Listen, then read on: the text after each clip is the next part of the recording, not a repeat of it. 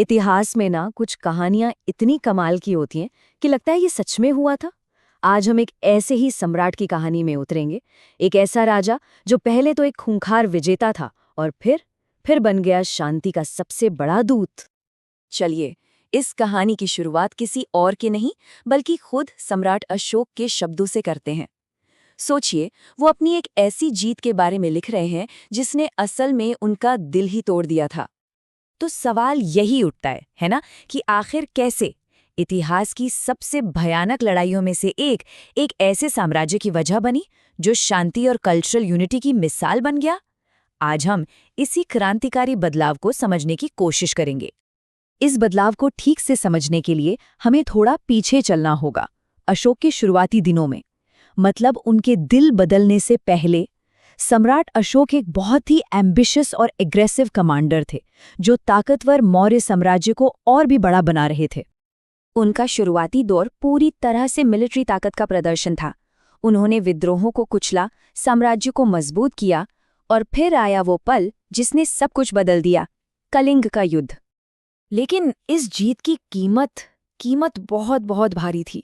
कलिंग की लड़ाई में अंदाजा है कि करीब 1 लाख सैनिक और आम लोग मारे गए थे।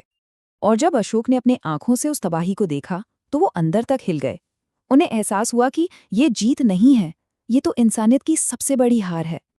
और जानते हैं, पश्चाताप का वही एक पल था जिसने अशोक के राज करने के तरीके को हमेशा हमेशा के लिए बदल कर रख दिया। ये एक बहुत ही बड़ा वैचारिक बदलाव था, एक जबरदस्त आइडियोलॉजिकल शिफ्ट। अशोक ने दिग्विजय का रास्ता छोड़ दिया, मतलब अब हथियारों से नहीं जीतना था। उन्होंने अपनाया धम्म विजय का रास्ता, यानी धर्म और नैतिकता के रास्ते पर चढ़कर दिलों को जीतना। वो अब एक अलग ही तरह के शासक बनना चाहते थे, एक चक्रवर्ती सम्राट, एक ऐसा राजा जिसकी असली ताकत उसकी सेना नहीं बल्कि उसकी नैतिकता और करुणा हो। उनकी ये जो नई पॉलिसी थी वो धम्म पर आधारित थी। ये कोई धर्म नहीं था बल्कि एक नैतिक कोड था, जीने का एक तरीका। इसमें अहिंसा, बड़ों का सम्मान और सामाजिक कल्याण जैसी बातें थीं जो हर किसी पर लागू होती थीं, चाहे वो किसी भी धर्म का हो। पर सवाल ये है कि एक सम्राट इतने बड़े और डाइवर्स साम्राज्य तक अपना ये नया नजरिया, ये नई सोच पहुंचाए कैसे? तो अशोक ने कुछ ऐसा किया जो उस वक्त किसी ने सोचा भी नहीं था। उन्होंने पूरे साम्राज्य को ही अपना कैनवस बना लिया और अपने संदेशों को पत्थर के खंभों और चट्टानों पर खुदवा दिया, ताकि आने वाली सदियां भी उन्हें पढ़ सकें। और ये शिलालेख सिर्फ कोरे कानून नहीं थे, नहीं, ये तो जीने के एक नए तरीके का गाइडेंस थे। ये सहिष्णुता, करुणा और सभी जीवों के प्रति दया का संदेश देते थे। और ये कोई छोटा मोटा अभियान नहीं था, बिल्कुल नहीं। अशोक का ये संदेश आज के अफगानिस्तान से लेकर दक्षिण भारत तक फैला। और कमाल की बात यह है कि इसे प्राकृत, ग्रीक और अरामी जैसी कई भाषाओं में लिखा गया ताकि हर कोई इसे समझ सके। और इसका नतीजा क्या हुआ? नतीजा ये हुआ कि अब ये साम्राज्य सिर्फ तलवार के जोर पर नहीं टिका था, बल्कि इसकी नींव में थे साझा मूल्य और साझा विचार। उन्होंने न सिर्फ अपने देश में बल्कि देश के बाहर भी शांति का संदेश फैलाया। अपने बेटे बेटी तक को मिशन पर भेजा और साथ ही अपने लोगों के लिए अस्पताल बनवाए, कुएं खुदवाए, सड़कें बनवाईं, मतलब जो कहा वो करके भी दिखाया। पता है, अशोक की ये विरासत आज भी हमारे साथ है, बिल्कुल हमारे सामने।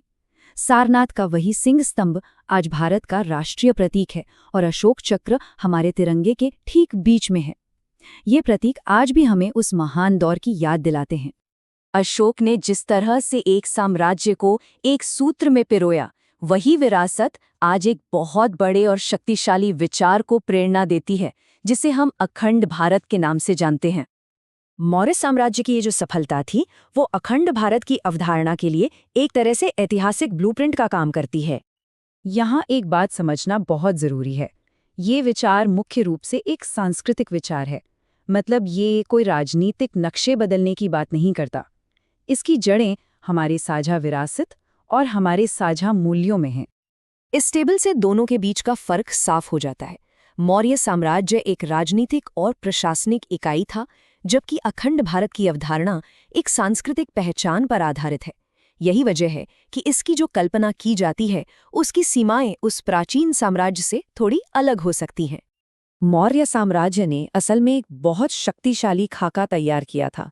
एक ऐसा आइडिया कि अगर साझा मूल्य हों तो अनेकता में भी एकता लाई जा सकती है। तो चलिए आज का ये सफ़र यहीं ख़त्म करते हैं, लेकिन एक सवाल के साथ। अशोक की विरासत हमें सोचने पर मजबूर करती है कि आखिर वो क्या चीज़ है जो हमें सच में एक दूसरे से जोड़ती है। क्या वो सियासी सरहदें हैं या कुछ और? ये एक ऐसा सवाल है जो आज भी उतना ही ज़रूरी है।